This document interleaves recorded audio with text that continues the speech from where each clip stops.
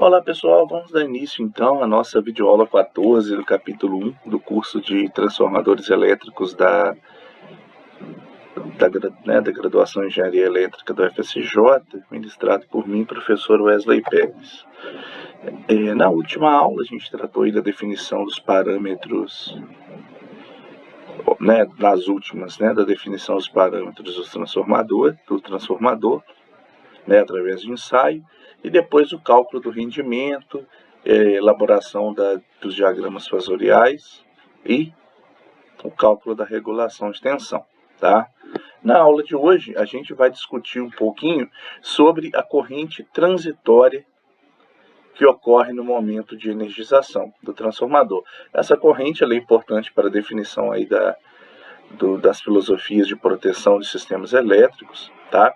Haja vista que essa corrente ela é muito elevada e bem maior que a corrente nominal de operação, tá? Para isso, tá, vamos então começar a discutir a partir de modelos simples. A gente viu no início aí do curso que a corrente de excitação, o que é a corrente de excitação? Vamos só recordar. É justamente a corrente que passa no ramo transversal, no ramo paralelo, lá no primário do transformador. Lembrando que aqui eu tenho a resistência RC e aqui a reatância de magnetização. Essa corrente de excitação, tá, é fasor, tá? Ela é composta, então, pela parcela da corrente IC mais H, que circula no resistência RC, que modela as perdas por efeitos parasita as perdas por correntes parasita e efeito de esterese magnética, e em JXM passa a corrente de magnetização, que é justamente aquela parcela de corrente associada à criação do fluxo, ao estabelecimento do fluxo interno da máquina. Para efeitos de análise, vamos considerar, tá, que a corrente de excitação ela é composta somente pela parte de magnetização. Em outras palavras, a gente está desprezando a resistência RC, tá? Nesse contexto, e se a gente despreza as não linearidades do ciclo de esterese, tá? Ou seja, a gente está desprezando em qualquer linearidade no modelo do transformador, tá? Para nossa análise ser feita a partir de circuitos lineares, tá certo? Vamos representar o transformador como segue, tá certo? Se você pensar lá no modelo T do transformador ou no modelo, vamos desenhar aqui, Você tem lá a resistência do efeito que modela a perda por efeito Joule no primário, tem a reatância de dispersão, e como a gente desprezou a resistência RC, aqui tem a magnetização, tá? Aqui também a gente tem o secundário.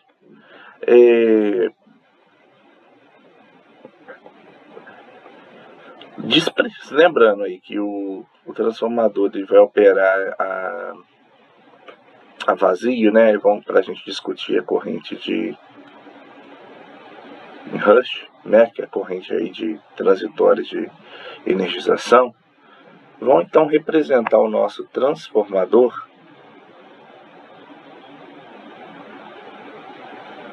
somente aí pela parcela do primário, onde a gente tem, a tensão de entrada V1, a corrente I0, tá? Que é a corrente aí que vai ser drenada da fonte, e a gente tem a reatância ou a indutância, aqui, de magnetização, e a resistência dos enrolamentos do primário, tá? E aqui a gente tem a tensão E1, que é justamente a força contra a eletromotriz induzida no enrolamento primário, e aqui a indutância de magnetização, tá certo? Então a gente tem um circuito série que representa para nós o primário do transformador, tá certo? onde a partir desse circuito a gente pode aplicar a lei de Kirchhoff das tensões, e a gente tem que a tensão V1, ela nada mais é que o somatório da queda de tensão na resistência R1, que é R1 e 0, mais a queda de tensão na indutância, que é o LDI dt, LDI 0 dt, mais a força contra-eletromotriz E1. Lembrando que essa força contra-eletromotriz, ela pode ser representada pode ser calculada pelo LDI dt, mas também pode ser calculada como N1 dφm dt, ou seja, a lei de Faraday, tá certo?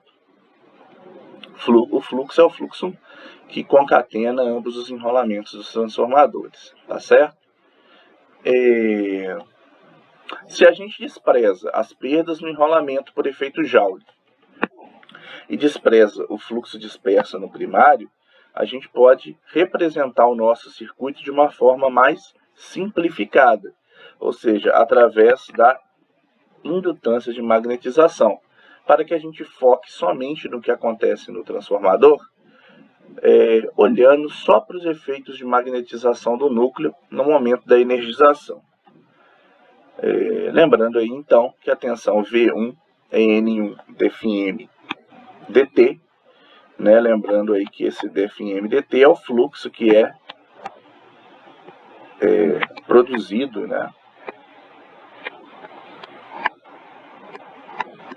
a corrente zero.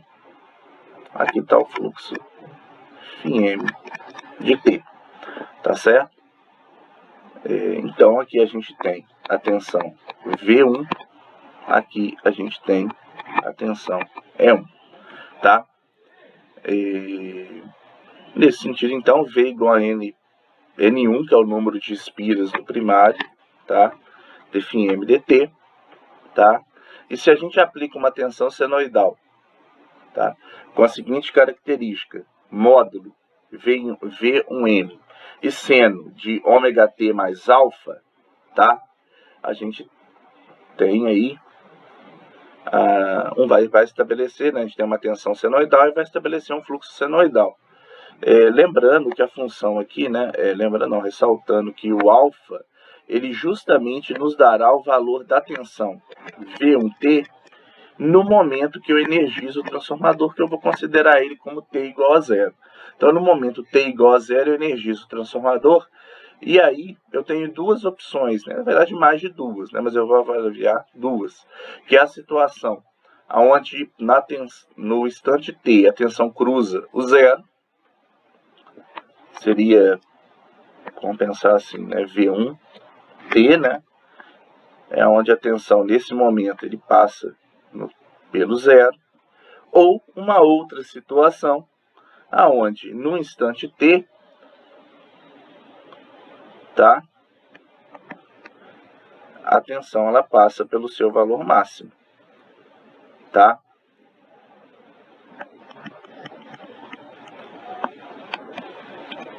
São duas situações a serem analisadas. Então, supondo aí que eu tenho V1 seno de ômega-t mais alfa, tá? Em t igual a 0, a gente tem V1m alfa, V1m, seno de alfa. Quando o alfa é igual a 0, a tensão é igual a 0 no início. Quando o alfa é igual a π sobre 2, a tensão atinge seu valor máximo. Seno de π sobre 2 é 1, então fica V1 de 0 igual a V1, tá? M. Bem, recordando então que eu tenho a expressão da tensão de alimentação do transformador, V1m seno de ômega-t mais alfa. Recordando que nós temos que a tensão pode ser calculada em função do fluxo, N1 dφm dt, tá? A gente pode então escrever uma equação de igualdade, aonde V1m seno de ômega-t mais alfa é igual a N1 dφm dt. Então a gente pode resolver essa equação para tentar descobrir qual é a expressão do fluxo. Basta que a gente faça a integração no lado esquerdo de 0 a t, e no lado direito também de 0 a t. Lembrando aí que, né, que o correto seria a gente fazer uma mudança de variável para ficar, né, mais elegante, mas aqui eu não vou focar tanto nisso, tá certo? Bom, então, para a gente resolver, basta fazer a integração em ambos os lados da equação de igualdade. Fazendo a integração, tá? O que a gente tem, tá, no lado esquerdo é o seguinte.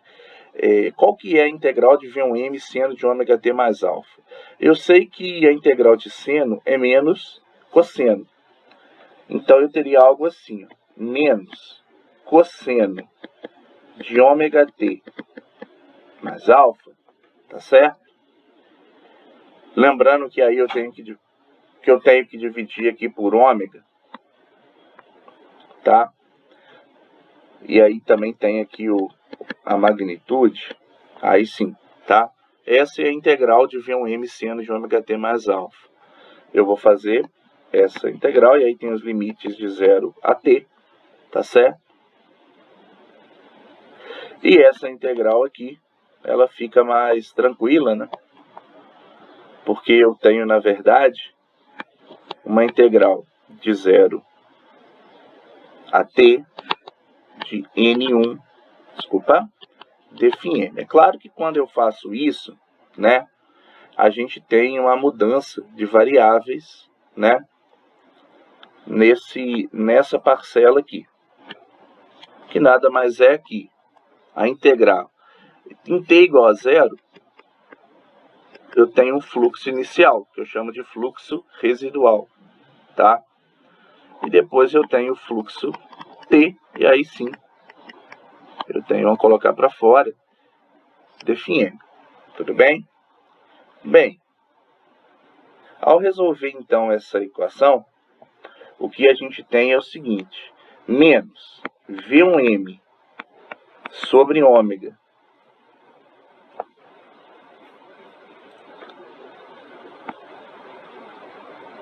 cosseno de ômega t mais alfa de 0 a t. E aí a gente tem aqui o seguinte, tem o N1, tá? Vamos abrir um colchete, que é justamente o φ de t menos o φm.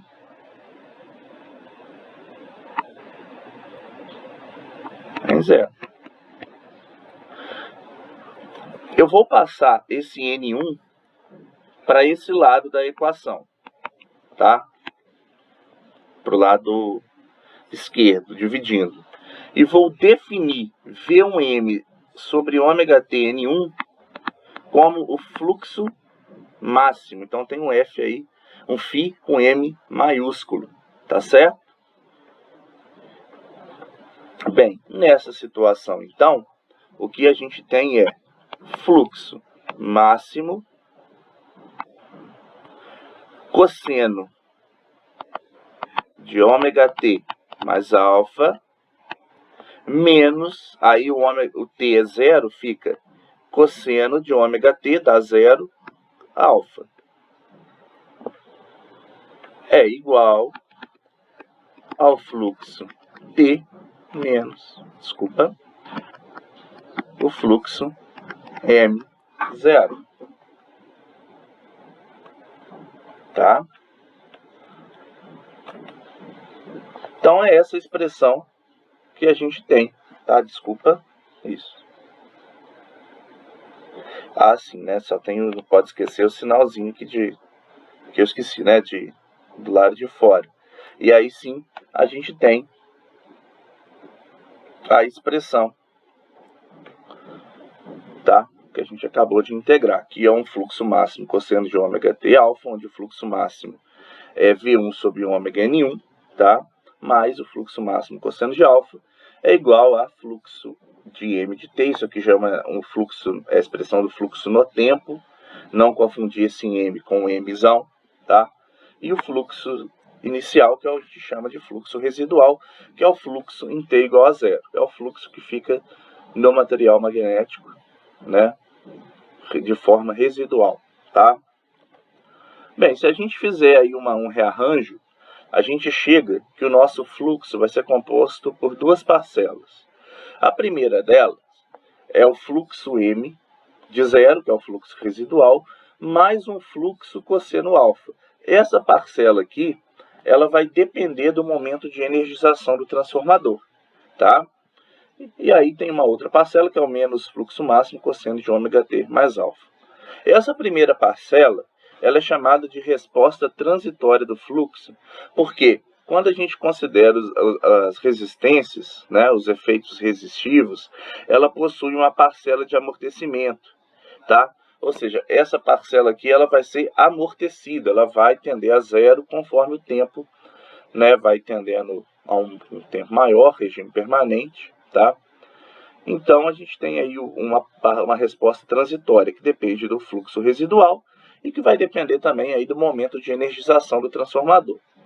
E a parcela da direita é a resposta forçada, aí, né, que a gente chama de regime permanente. Tudo bem? Ao passar o transitório, essa resposta transitória ela tende a zero e o fluxo vai ser somente, né, a parcela de regime permanente. Tá certo? Então, a gente consegue, a partir da expressão calculada, entender que nos primeiros instantes da energização, o fluxo será maior do que aquele em regime permanente. Tá? Se você imagina, então, aqui essa figura, que é retirada de um livro conhecido aí na área de transitórios, né, transitórios elétricos e coordenação de isolamento, de Jorge Amor Filho, tá? A gente tem que o fluxo ele é composto por uma parcela de regime permanente, essa parcela tracejada, e tem o residual, e tem também o fluxo residual, e tem esse fluxo M cosseno alfa, que depende do momento de energização. Então, ele é maior no início nos primeiros períodos da energização. E como o fluxo é criado pela corrente de magnetização, a gente pode generalizar e falar que a corrente de magnetização será maior que a corrente nominal nos primeiros instantes de energização do transformador, tá? Então, o que a gente está falando é que se o fluxo é maior nos primeiros momentos, a corrente de magnetização também o é, tá? Essa corrente transitória de magnetização, tá? Ela é denominada de corrente de Inrush. Por quê? Conforme a gente pode ver nessa figura, também tirada da mesma referência que eu falei anteriormente, ela tende a ser zero, né? Esse efeito transitório, até que o transformador chegue lá no regime permanente. Essa corrente ela é bem maior que a corrente nominal, sendo da ordem de 10 a 25 vezes. Ela é denominada corrente de Inrush, e sua determinação ela é importantíssima para a definição da filosofia de proteção da rede, né, dos sistemas com transformadores. Né? Os dispositivos de proteção não podem atuar nesse momento. Né? Não podem confundir uma corrente transitória de magnetização, corrente de Inrush, com, por exemplo, uma corrente de curto. Então, tem que levar em consideração esses efeitos. Tá? Essa corrente, então, ela é a função de vários fatores. Um desses fatores que a gente vai analisar é o valor da tensão no momento da energização. Quanto que vale? Ela é máxima ou ela é zero? Quais são os efeitos? Ela também é função dos efeitos não lineares de saturação, do fluxo magnético residual, entre outros. Tá? Então, visando identificar qual é o melhor momento para energizar o transformador, se é quando a tensão passa pelo zero ou quando passa pelo máximo, vamos então conduzir duas análises, tá? Lembrando que a expressão do fluxo ela é dada pelo fluxo residual, mais um fluxo que depende da parcela de energização, mais o fluxo em regime permanente. No primeiro caso, a gente vai pegar o momento em que a tensão, né, aqui está o V1, é o momento em que ele passa pelo zero. T igual a zero é o momento de energização, tá? Então, a gente tem que V1 é V1M seno de ômega T, e aí a gente vai fazer ômega T mais alfa igual a zero, tá? De forma que a gente tenha a tensão igual a zero nesse primeiro momento, nessa primeira análise. Então, alfa vai ser menos ômega t, tá certo? Substituindo alfa por menos ômega t, na expressão do fluxo anterior, a gente tem que essa parcela vai dar o quê? Um cosseno de zero. Então, eu tenho aqui um fluxo como fluxo residual, mais uma parcela, né? Cosseno de menos ômega t, mais o cosseno de zero. Em contrapartida, eu quero também analisar o momento em que a tensão ela passa pelo seu valor máximo. Então, em t igual a zero, eu quero analisar a situação em que ele passe pelo V1 máximo, pela amplitude, tá? Para isso, eu vou fazer ômega t mais alfa igual a π sobre 2. Porque se eu faço isso daí, a tensão ela passa a ser V1 de t igual a V1 seno de π sobre 2 e dá a amplitude, tá certo?